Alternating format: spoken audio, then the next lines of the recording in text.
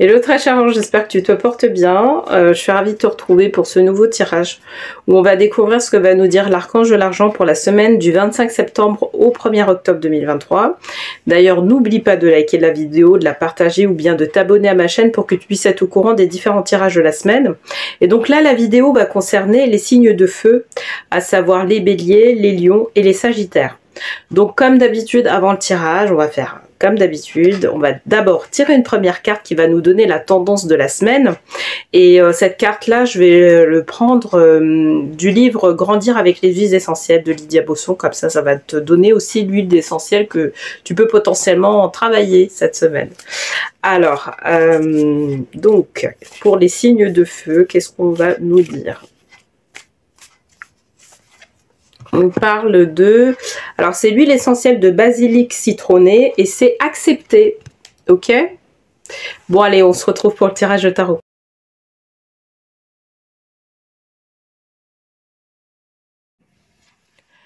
Bienvenue, très cher signe de feu. Et du coup, on va commencer le tirage. Donc, précédemment, j'avais tiré la carte basilic citronné.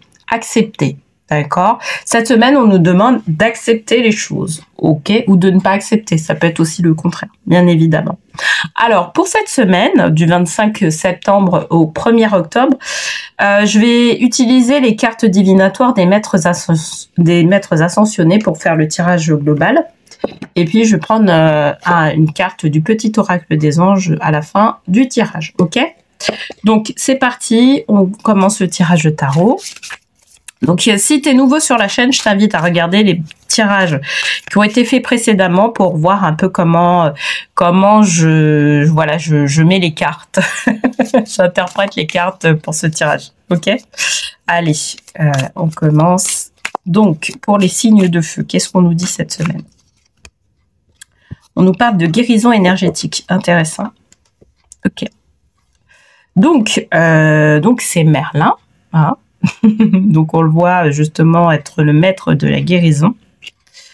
Alors, voilà, j'ai tout de suite le mot. Là, en fait, la guérison énergétique plus ça associé, on parle de pardon. D'accord? Donc c'est pas forcément une guérison énergétique, tu vas aller voir un thérapeute ou un énergéticien pour pouvoir faire des guérisons énergétiques. Ça peut être aussi le fait que tu fasses une guérison par toi-même, d'accord? Moi je pense à par exemple le Ho'oponopono, tu sais la méthode Ho'oponopono, pour pouvoir justement travailler sur certaines guérisons, je dirais plus liées aux relations vis-à-vis des choses. Voilà, entre deux personnes, donc ou entre un groupe de personnes aussi. Mais moi, il y a la technique Ho'oponopono en tout cas qui me vient en tête. Mais bref. Donc ça, ces deux choses-là me parlent en fait de pardon à pouvoir faire par rapport à une situation, par rapport à quelqu'un, par rapport à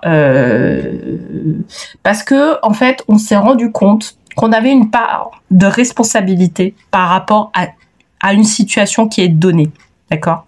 On s'est rendu compte de sa responsabilité et on a aussi mis de la compassion. C'est comme si on avait de la compassion vis-à-vis aussi de l'autre personne qui est impliquée ou vis-à-vis de la situation même qui est impliquée, d'accord? Voilà, on est arrivé sur ce niveau-là où on se dit, on va se pardonner soi-même. Et puis, peut-être qu'on peut amener vers un pardon vis-à-vis de quelqu'un d'autre. D'accord? Et donc, moi, ces deux choses-là associées, ça me parle de pardon. Vraiment. Donc, quelque part, d'accepter une situation et de pouvoir, en fait, faire ce travail-là de pardon qui est en cours. On va tirer une deuxième carte pour avoir un peu plus de précision. Je vais remettre la carte là. En attendant, pour avoir un peu plus de précision par rapport à ça. Alors, lâcher prise. Ok. On va confirmer l'histoire du pardon. Que Annie, attends, je te montre, parce que c'est une très belle carte en plus. Là, vraiment, il y a vraiment... Ça rajoute, en fait, l'histoire du pardon, c'est-à-dire ne plus être dans une histoire de c'est la faute de l'autre, d'accord? C'est vraiment prendre, en fait, sa part de responsabilité par rapport à ça. Parce qu'en fait, à partir du moment, dans une situation qui nous est propre, lorsqu'on commence à quand on commence à être dans un état où on se dit on va se pardonner, c'est que derrière, on a pris notre pleine responsabilité par rapport à cette situation-là. D'accord?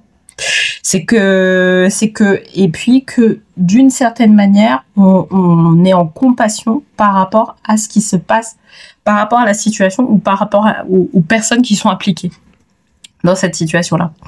Et donc, en fait, ça directement, effectivement, pour pouvoir aller sur ce pardon-là, quelque part, il faut avoir lâché prise sur le fait que c'est la faute de l'autre, ou c'est la faute de la situation, ou c'est une faute qui est, je dirais, extérieure à nous, d'accord? C'est ça que ça nous indique. Donc vraiment, on est dans cette ambiance-là. On est dans cette ambiance-là de pardon, de toute façon. Ça, c'est clair. Et donc, guanine peut nous aider à travailler vraiment sur cette perspective. Je vais prendre cette carte. Faites le saut, ok. Parce que en fait, quand on arrive justement sur cette situation où de pardon, et ben en fait, c'est comme si on avait changé notre état d'esprit, tu vois. Tout ce que je t'explique là aussi en détail, je pense que c'est des éléments à prendre en compte, même si tu sens que t'es pas forcément concerné par je dirais cette situation-là sur cette semaine-là, mais il y a des petites pépites à prendre en compte pour pouvoir vraiment travailler sur toi et travailler à pouvoir pardonner certaines choses qui ont été mises en place, d'accord? Et donc, à partir du moment où tu mets en place ça, ne serait-ce qu'une première fois que tu as plus de compassion par rapport à la situation, que tu as accepté de te pardonner à toi-même, que justement tu as pris ta part de responsabilité par rapport à ce truc, à cette chose-là, à cet événement-là, à cette chose-là, en fait, effectivement, tu vas mettre en place en fait un nouveau mécanisme neuronal. Tu vas mettre en place un nouveau mécanisme de pensée, d'accord? Donc quand certaines situations vont arriver, tu vas plus avoir au fur et à mesure du temps, si tu continues à faire ce procédé-là, tu vas plus du tout avoir le même mécanisme de pensée au fur et à mesure du temps, tu vois. Tu vas plus être là à dire que c'est la faute des autres. Tu vas prendre ta part de responsabilité et tu vas être en compassion aussi par rapport aux autres, tu vois.